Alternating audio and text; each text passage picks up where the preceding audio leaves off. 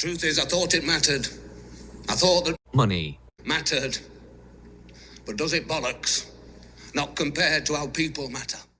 Welcome, mention another fine folks, to the Someday Dispatch of the Black Letter, where we contemplate thoughts worth thinking, and we try to navigate our way through the upside-down, topsy-turvy world we find ourselves in, looking for greener pastures on the other side, where we'll come out healthier, wealthier, wiser. That's the goal.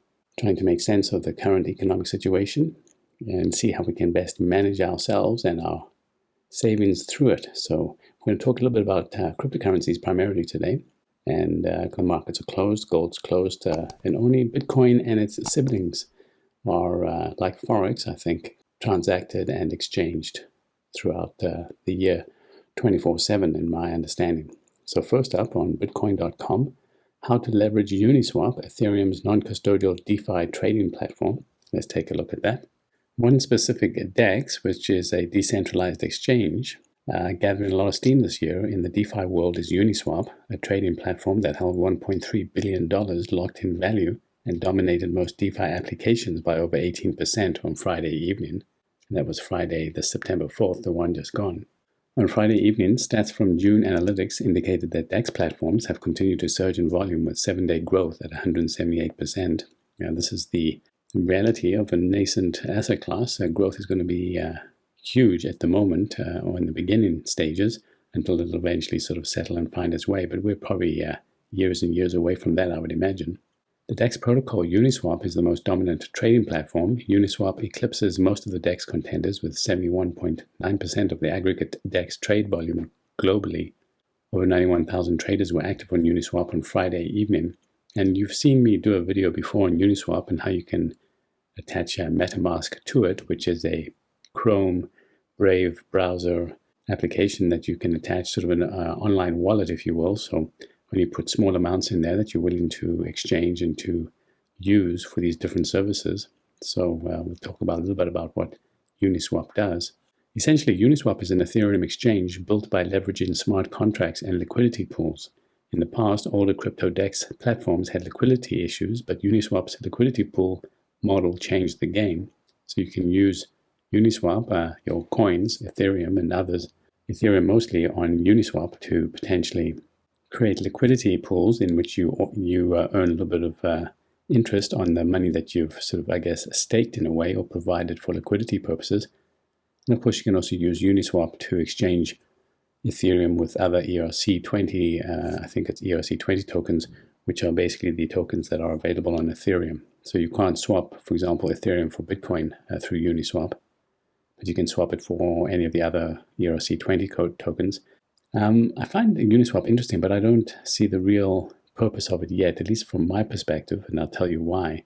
My wallet that I use, Exodus, and I'm sure there's others out there, allows you to swap coins willy-nilly for each other from within the wallet, and I find that much more convenient. And in fact, I can swap Ethereum for Bitcoin on my wallet as well. So there's that. So I'm not sure what the actual benefit for the average user is for Uniswap, but perhaps those of you more familiar can let me know down in the comments below. I'd appreciate that. With a decent Ethereum wallet, users can simply connect to Uniswap's application and trustlessly swap ERC20 tokens in an effortless manner. The application allows users to not only swap the coins, but they can also create any type of ERC20 pool or provide an existing pool with liquidity and earn funds. Uniswap allows anyone from anywhere to swap coins in a permissionless fashion without needing an ID or going through a cumbersome KYC process, KYC being Know Your Customer. And those of you familiar with the space know that if most of the exchanges now, probably in North America certainly, require KYC documents. In other words, they need to start acting like banks and other financial institutions because they're starting to get regulated, and so they need to prove that they know who you are. So in other words, you'll need to oftentimes upload a picture of your driver's license or some other identity, government-issued identity along with a selfie. So there you have that. It's a bit of annoying, but that's how you have to get into the Bitcoin cryptocurrency game right now.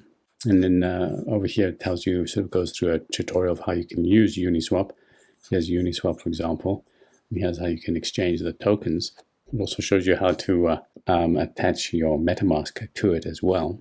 So quite a decent tutorial. But I thought that most of you probably would read that if you wanted to in order to figure that out.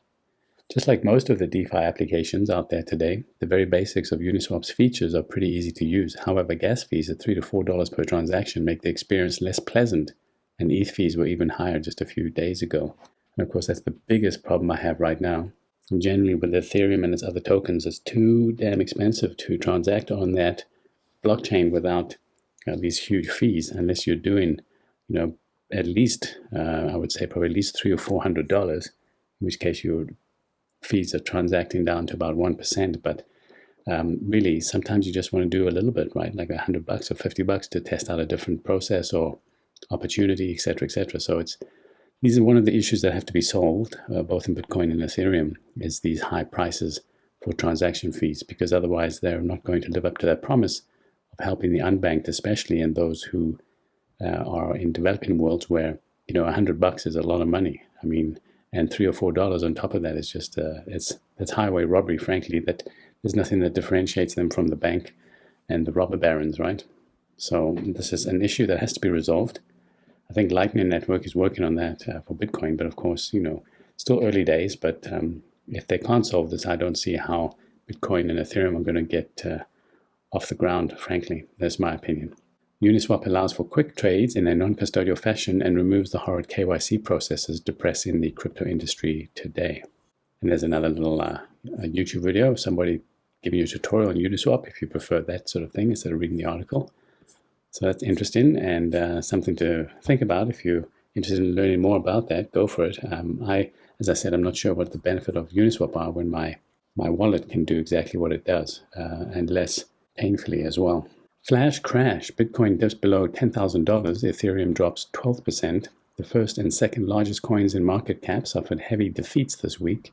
And of course, this will happen. This is still a new industry, and we'll expect a volatility like this because it's easy to do, especially with the big whales who are starting to get into the space. And that's why I look forward to seeing the market cap start to increase exponentially, so that we can actually get to a stage where big whales cannot manipulate the market as they are currently able to do, because it's going to shake out a lot of weak hands. And perhaps these weak hands do need to be shaken out. But, arguably, I would prefer to see, millions of people owning, a small percentage of a Bitcoin rather than, 100 whales owning thousands of Bitcoin. So, but that's just my perspective, and hopefully we'll get there. All was going well for ETH this week, which on Wednesday hit $487, its highest price since the summer of 2018, according to metrics site CoinMarketCap. Then, like a flaming plane searching for a cornfield to land on, Ethereum started to nosedive. It finally hit the ground this morning, falling from $385 to $339, its lowest price since the end of July. Its crash scuppered the profits of local yield farmers. Decentralized finance coin Wi-Fi fell by 27% over the past 24 hours. So this has been across the board, and it's probably profit-taking by whales, I would imagine. This summer's ETH boom can be in part attributed to the rise of decentralized finance, or DeFi, which holds a lot of promise. And you've heard me talk about this before. There's no reason why Bitcoin can't do all these things that DeFi is doing, frankly, because that's how it was written originally. At least this book I'm reading, Bitcoin is set up to be able to allow for smart contracts. So I'm sure that's coming down the pike as well, along with Lightning Network, whenever they get that off the ground, hopefully soon. Lots of DeFi protocols offered extra DeFi coins as a reward for investing lots of money in them. That's called yield farming. So when ETH took a hit, so did the rest of the yield farming market. And I wonder if this isn't potentially a correction in the yield farming market, because it was getting a little bit heading into Looney Tunesville, where frankly, just some of the yields you could get were obscene. And I couldn't see how that could go on indefinitely. So you have to be aware of these sorts of things, folks. I think it's important to remember that if you're going to trade DeFi or these tokens and coins, then you need to really know what you're doing. For most folks, what I'm doing is what I recommend to my family. This is not financial advice, but if you're asking me what I'm doing, is that I don't have time to watch the markets every day. So I'm just buying dollar cost averaging into Bitcoin and just holding for the long haul. So that's basically what I'm doing. On some crypto exchanges, such as Binance, Bitcoin briefly fell below 10,000. Of course, 10,000 currently is holding as a fairly strong support, so we'll see if that continues to hold. I think it is currently. So there you go, folks. Be aware that this happens in the cryptocurrency market, and this is why it's important to sort of really understand the coins or the tokens that you're investing in, because some of them are, or most of them, probably 99% of them, probably will not see the light of day, or at least the light of the next day, I should say, long term, might be some quick money to be made in the interim, but long term, I think you need to stick with the established coins. And Bitcoin and Ethereum probably are just fine for everything you might want.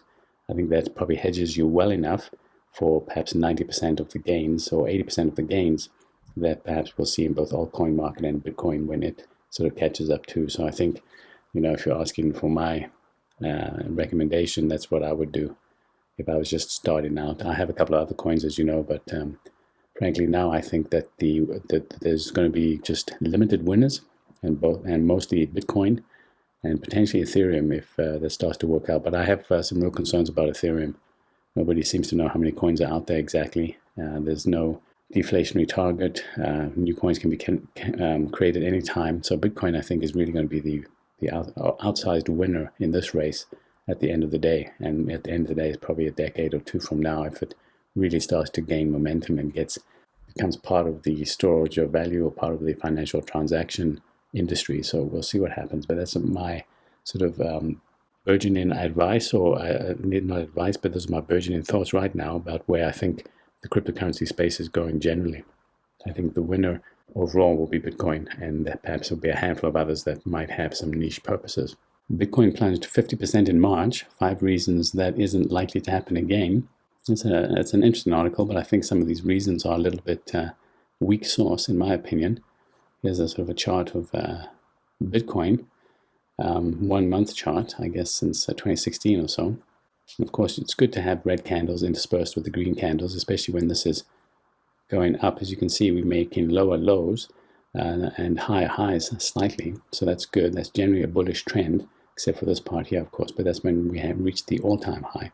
Bitcoin's market structure remains in a bullish state, especially considering the BTC traded above 10,000 for the longest period since 2017.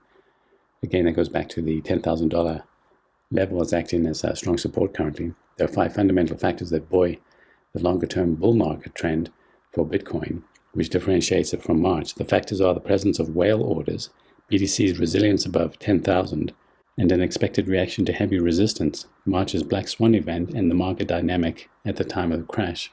So macro trends are not so bearish. Whale orders at 8,800. Major whales are bidding Bitcoin at around 8,800. Data from WhaleMap showed that a whale who purchased nearly 9,000 BTC in 2018 took profit at 12,000. So they probably made a good chunk of change. And as I said, this is why I think we need to get more individuals involved in Bitcoin rather than the whales. The whale held on to the BTC and took profit after 2 years, marking a local top. The point is that whales have often marked local tops and bottoms for Bitcoin. Smart money has their bids sitting at 8,800. I expect the bottom will likely be around there, said Cole Garner, an analyst for Bitfinex. An on-chain analyst. There are key levels before 8,800, and even if BTC was to drop to 8,800, it would mark 29% drop from the highs. Bitcoin historically declined by 20 to 40% during bull markets, so that's nothing unusual at this stage. Bitcoin has been above 10,000 for the longest period since 2017. The data also indicates that many buyers aggressively protected the $10,000 area. Now, it might be true, it might be a strong support, but it doesn't mean it can't be broken. Of course, we see that all the time. So these are not necessarily definitive reasons why Bitcoin can't go lower. But anyway, it's just one guy's opinion. I think it's potential, but who knows? We could see Bitcoin drop below 10,000. I don't think that's a magical number. $12,000 was multi-year resistance. Big reaction was expected. The monthly candle of Bitcoin closed above 11,000 for the first time since 2017. Less than 2 months ago, the high $9,000 region acted as huge resistance area that caused Bitcoin to drop sharply at repeated retests. Now it has turned into a strong support region. March was a black swan event, and that's true. The drop of Bitcoin in March to sub 3,600 was a black swan event in regards that it was a pandemic that perhaps we knew ahead of time, but didn't know exactly the extent of what it would have on the markets. So due to the pandemic, Bitcoin fell in tandem with stocks, gold, silver, and other legacy markets. So everything was down then. And lastly, Bitcoin was not supposed to drop as low, data shows. The only reason Bitcoin dropped to 3,600 in March was due to an unprecedented cascade of liquidations. Over $1 billion in futures contracts, mostly on BitMEX, were liquidated. And that'll happen. We've seen that before. Cascading effect can happen in any market, and especially more volatile in smaller markets as well. So there you have it. Something to think about. I think, my opinion is that these are buying opportunities with Bitcoin down this low. if you're just adding, $10, $20, $100 a week, whatever you can afford, whatever you think is reasonable, then I think over time you will do well, as I think dollar cost averaging Bitcoin has shown you. And I've shown you that website as well. And perhaps we'll look at that again at another point if folks are interested. But I think this is a buying opportunities. So there you have it. Let's take a look at Bitcoin. Here's a chart that says year to date. You can see that it's in somewhat oversold territory at the moment on the RSI, especially when it gets down to below 30. Then, of course, it's a great buying opportunity. But even now, anywhere below 40 really, or 50, for example, could be considered buying opportunities. And it's holding fairly steadily here at about just over 10,000, about 10.1. So that's pretty decent. But there's nothing magical here. There's some support here. You can see the line is supportive, but there's other support down here a little bit at about 9,800. There's also more support here at around what would we call this? That's just the light support there at about 96, and then more serious support around here, 9,400.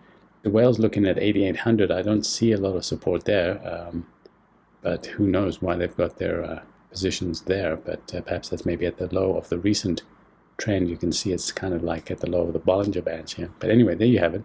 Let's take a look at the cryptocurrencies in aggregate. Okay, folks, so we're looking down at about a negative 2% for the past 24 hours and the market cap of 330 billion. Looks like this is slowing, so perhaps the bloodletting is easing off. We'll see. And the coin's at 5,894 for your purchase and pleasure. Of course, a lot of red on the board here, going from the past hour to the past 7 days. Bitcoin down 11%, but it's been outperforming Ethereum, for example, as you can see, and outperforming XRP. It's outperformed Chainlink, Bitcoin Cash, Polkadot, Binance Coin, which it hasn't outperformed.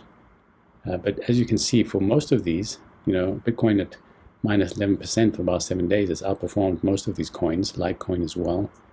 Bitcoin, SV, whatever that is, Cardano, EOS has done better than Bitcoin, as has Tron, but not Tezos. Stellar, of course, is in a bloodletting, and so we'll have to keep an eye on that. As you know, I own some Stellar, will narrow down quite substantially. And there you have it, folks. So yeah, let's continue to be buying opportunities generally, depending on the coins you like. Practically any coin really at this stage is down over the week, almost. Certainly most of them. All right, let's go to the earnings reports just to see what's coming up on the pike this week. See what the earnings are. It's not a lot to really see, but it'll still be some things to keep an eye on. Okay, so these are the most anticipated earnings releases for the week beginning September 7th. You can see there's not much on Monday, at least that I'm interested in. After close on Tuesday, Slack is interesting. Lululemon, that'll be interesting as well to see. Not sure how they'll do. They've probably done relatively well, although I think, mind you, that was for, probably the second quarter, so that probably would have been picked up online shopping, so they'll probably do it right. But I think that's going to start becoming sort of rolling off as well. People have been cooped up and now they've probably spent all their money. There's no more stimulus and there's no more unemployment boost, or not more than $300. So I don't think there's going to be a lot more consumer spending coming into the third quarter as we saw in the pickup in the second quarter. That'll be my opinion. I think the third quarter is going to be a bit of a letdown.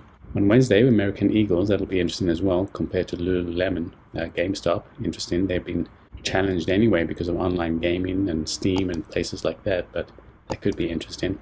Navistar. So there's a couple of different interesting things here to look at. Some of the others I'm not all that interested in or knowledgeable about. Peloton will be interesting as well. They've probably done quite well. Chewy, I imagine, would have done well as well. They sell online pet products. Oracle.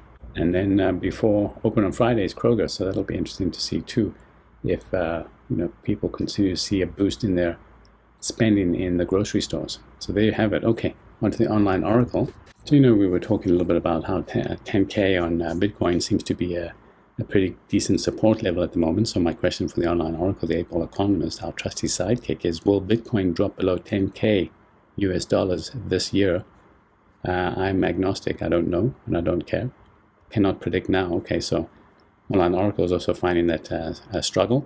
There you have it, folks. So some interesting news in the cryptocurrency space. Keep aware of it, especially if you're interested, like I am. I see it as perhaps the greatest opportunity currently, and probably for the next several years, for average Jane and Joes to really help store up their savings and keep their value, and perhaps make some really good wealth. As you know, I see Bitcoin heading to $1 million by the end of the decade, as certainly a potential outcome. And so if you're getting in at around now, that's sort of a 100x that you could potentially see. And of course, who knows what the future will bring. Bitcoin could also go to zero, so you need to be aware of that and only invest what you're willing to lose, really, if you are interested at all. But I certainly am, and I'm putting my money where my mouth is. Thanks so much for joining me. I appreciate you. Hope you're taking care of each other and staying healthy, paying down debt and squirreling away savings. And remember, above all else, dum spiro, spero.